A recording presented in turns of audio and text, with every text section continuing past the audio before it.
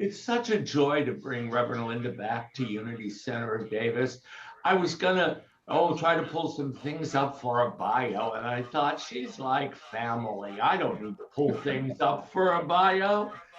I'm the director of Silent Unity, the author of multiple books, the teacher of many classes, a minister, a mother, a wife, a grandmother, right? Yes, I've seen the pictures. Welcome, Linda. Thanks for being here today. Oh, well, I'm so thrilled to have a chance to see you guys again. To see familiar faces makes me very happy. So thank you, those of you who I've met here in the Zoomosphere before, and others that may be new today. Thank you so much for, for committing yourself to this time together, an hour and a half of our life. Look, every single minute counts. So, thank you for agreeing to this time where something important has happened. I agree, Angelica, your words, this idea that life is happening here in this moment, that's really the only place of power. And that's so much what this message is about. But I want to start by remembering something that happened. My husband and I moved to Florida just last June. So it's just a little over, not even a year yet, right? So I have fresh memories. I was talking to my son about them needing a piece of furniture, and they were going to head to IKEA. How many of you have ever had the IKEA experience? It is an experience in itself, isn't it, right? I tell you what, the two times that I walked through IKEA, I have to admit that my heart raced kind of fast, and I was a little bit anxious when I saw a gajillion pieces and parts required, right? So this happened to Giles and me. We went in search of a particular pull-out sofa bed for a second guest room, right? And we ordered it. It was too big to carry home ourselves, so it got delivered, and I didn't have the good sense to ask them to assemble it before delivering. So, there's Giles and I with the, 60-page instruction book and, the gajillion pieces and parts. And, we did pretty well considering, like, we got to page 16, or I'm exaggerating the number of pages. There were probably 20 pages, 24, but we got to like 16, and it looked pretty good, But when we turned to that next page and we tried to put the next piece on, it just was not working. We couldn't get it to work. So of course we did what you have to do, which is to unravel, right? To go back to the previous page and take off what you had just put on, only to find out we had put a piece on upside down. Have you ever done the upside down thing? And you know as well as I do, if we had just proceeded and tried to make the thing work, we would have never had the sofa that it looked like on the cover. You know what I mean? It never would have turned out just right. So this reminds me of a spiritual principle, but I had a similar experience when I was traveling with one of those travel razors. The ones that have just a little old-fashioned disposable razor that has the head that you put on. Well, I had gotten a new one for travel, and when I got to where I was going, I needed to use it. Well, I ran the razor up my leg, and I checked, as I like to do, to make sure I got all the spaces. Well, all my hair was still on the leg, and there wasn't any on the razor. And I thought, well, something's wrong with this razor, but it shouldn't be. It shouldn't be. It's a brand new razor.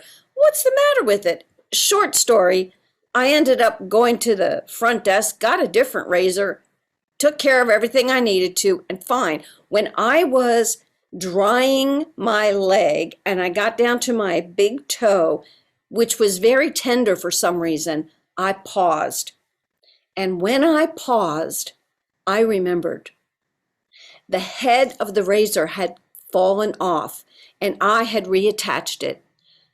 Perhaps I attached it upside down, which is exactly what I had done.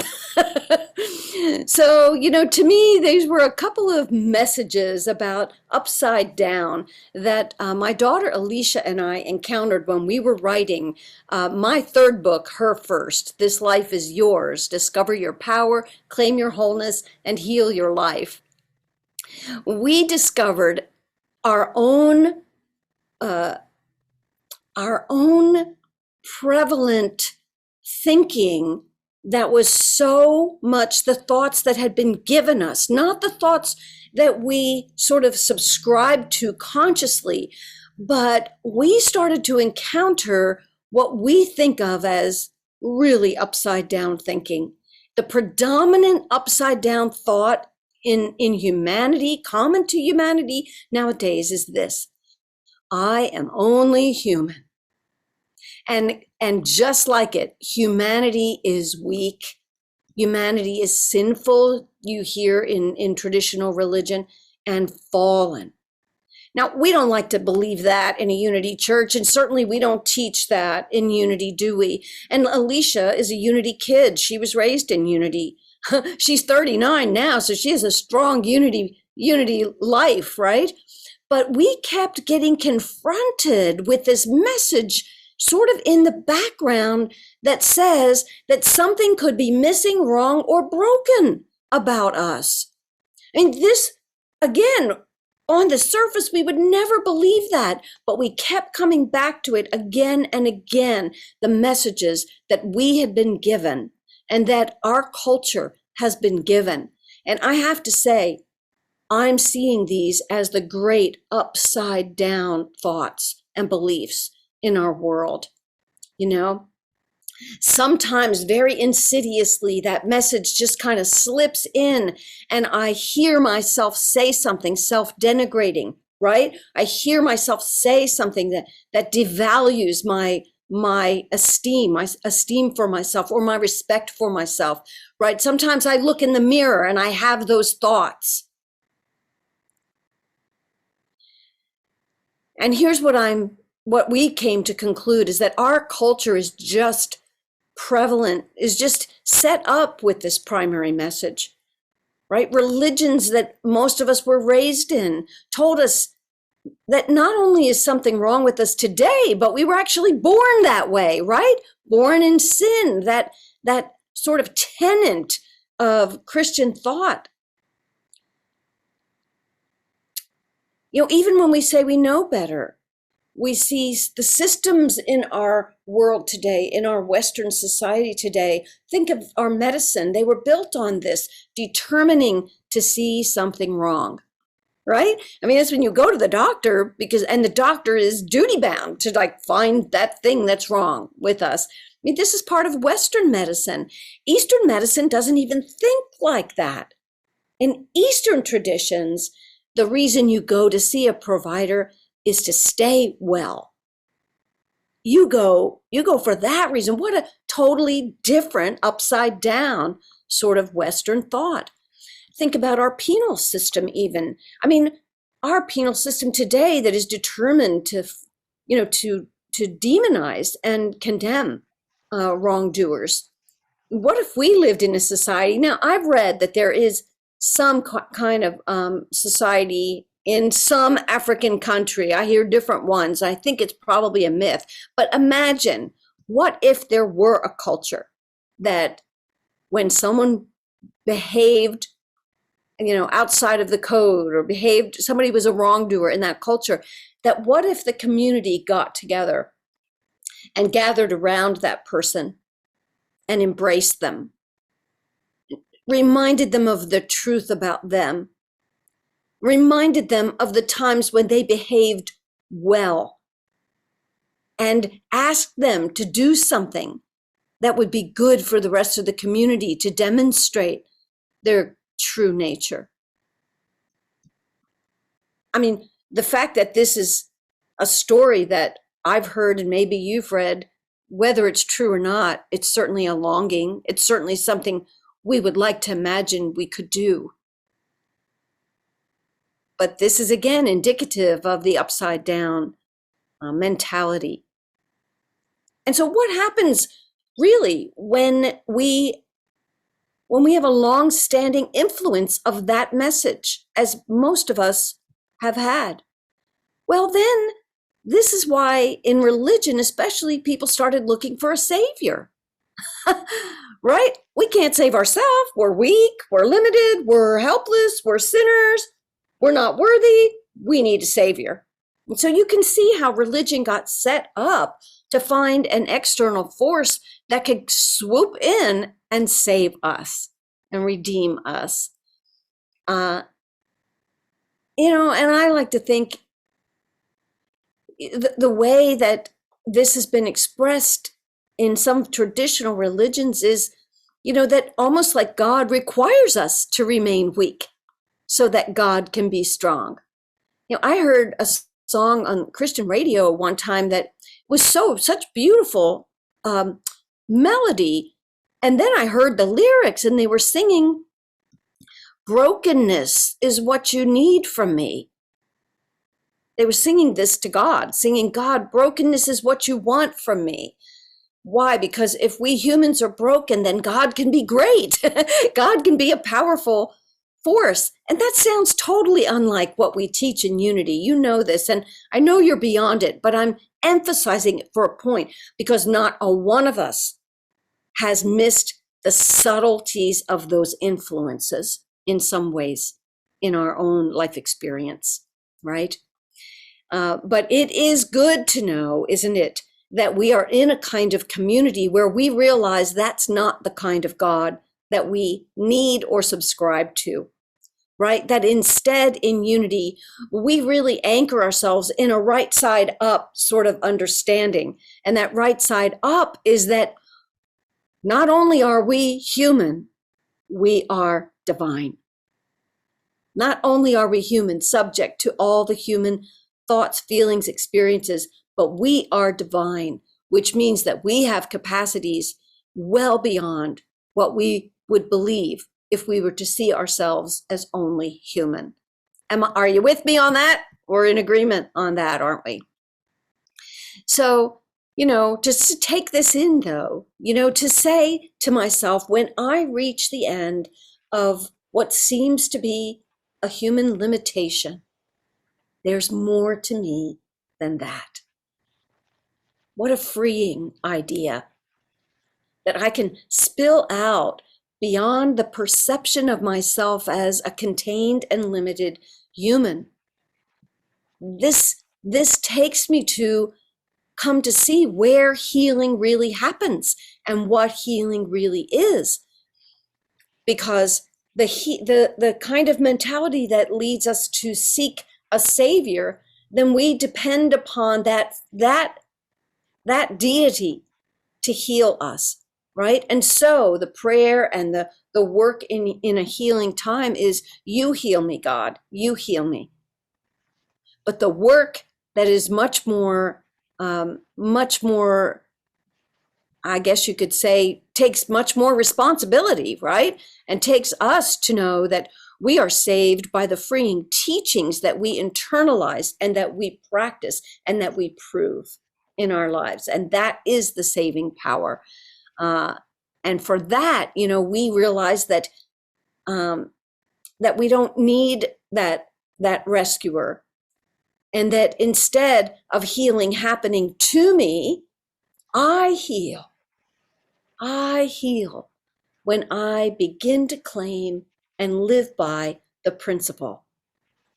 So the Fillmores really taught that God is principle.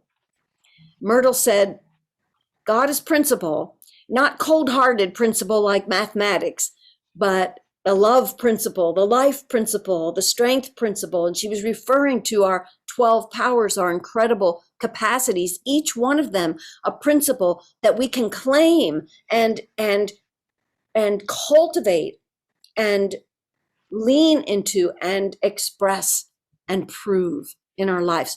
And so God is principle with a capital P. And when we claim the principle of divine life, we give ourselves the gift of healing. We become able to heal our life.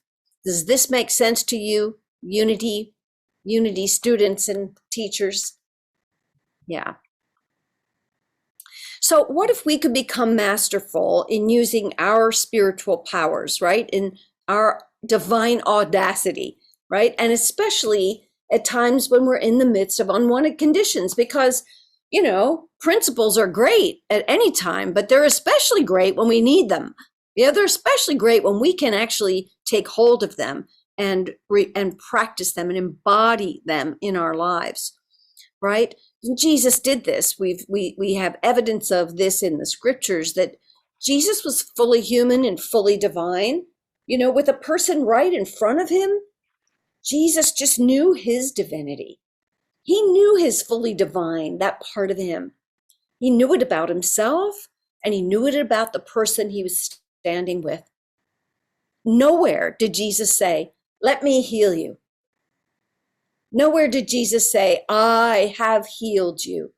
No, Jesus was the healing power personified in that moment. He said, "When you see me, you see the Father."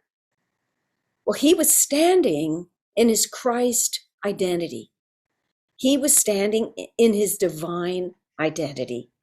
He was knowing that 100% divine of him in that moment. And so, as Fillmore called it, rising to the God standard, right? That's what Jesus was doing in that moment. And in his presence, the other person caught a glimpse of their true identity. And in that moment, they healed. They healed. So never, never, never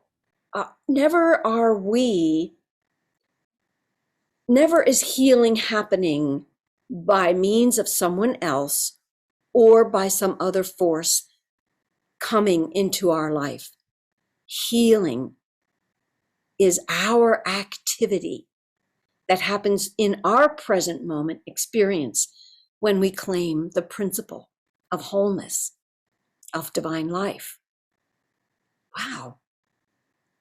I mean, this puts us in the driver's seat because we are the visible evidence of the invisible principle of life, which means we can demonstrate it. We can prove it for ourselves. And to me, this is what Jesus was saying. He said, "Take up your bed and walk." He was saying, take up, throw away the crutch and take up the principle, prove the principle. My daughter, Alicia, really worked with this principles of healing when we were writing the book. It's really hard to write about something. Anybody who's been an author of even an article, when you're writing about something, man, or you're preparing even a Sunday lesson, man, you get to live it. You get to wrestle with the principles, right? And figure it out for yourself. Well, my daughter had, really an amazing experiences of healing, revealing some things that happened in her earlier years that I was unaware of at the time. I had little inklings of, but I didn't know. And so, gosh, being a mom, hearing my daughter reveal to me some of the traumas in her young life was so extraordinarily painful that we both had a lot of healing happening during the writing. I mean, we had to acknowledge what was coming up for us as we thought about Alicia having been sexually assaulted as a young woman that I was unaware of. And that's just one of many things that she dealt with in her life. But she took up the principle, even now we went through this experience for her of her insisting, like we sent her to therapy when she was a teenager because we knew something was going on with her that she wasn't sharing with us. She tells me, 2 years ago when we were writing the book, that she insisted, even to that day, she insisted that she was not a victim because she wanted so much to be triumphant, right?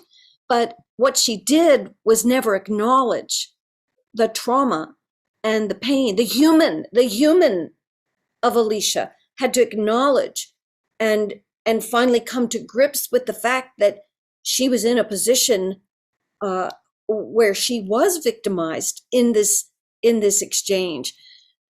She was not a consenting person, in other words, right? And when she did that, it was like the gates of spiritual healing just opened for her. In that experience, she could free herself of the sort of the the pressure of trying to hold that all together in her own mind, and she released a pressure cooker, so to speak, right? Release the steam of that emotionality and be able to claim, I'm no longer a victim.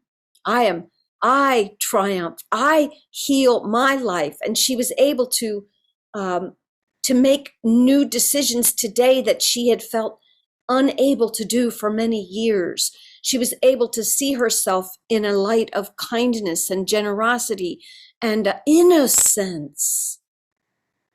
Innocence. In that, in the present moment, she healed. She healed the terrible residual traumas from many years ago. You know, and I had some incredible experiences myself, not only in writing the book, but through the years of applying the unity teachings of healing. And you know how we do this, the book, how this book, This Life is Yours, is filled with potential practices, right? Potential practices of the 12 powers and of spiritual practices. We have a whole alphabet of daily 15-minute practices to do when we're in a period of healing. Because I'll tell you what, when we become aware that we're in need of healing, it could be a physical experience or it could be a mental, emotional experience. No matter what the circumstance is, it's that when we become aware that we are standing in need of healing, that's when we can turn on the light of this incredible principle. The principle of wholeness, the principle of well-being, the principle of strength, and all the other powers that we need. And by practicing something specific for like 15 minutes every day, what we do is to set new physiological receptors for it. We change our body chemistry. You know, that's what spiritual practice does. And so many people say, but what good is the practice? Because I slip back in, to the old thinking. Well, it's the build up of that practice over time. We know this. We preach this. We preach about daily prayer and meditation. And these are some of the prime practices of unity.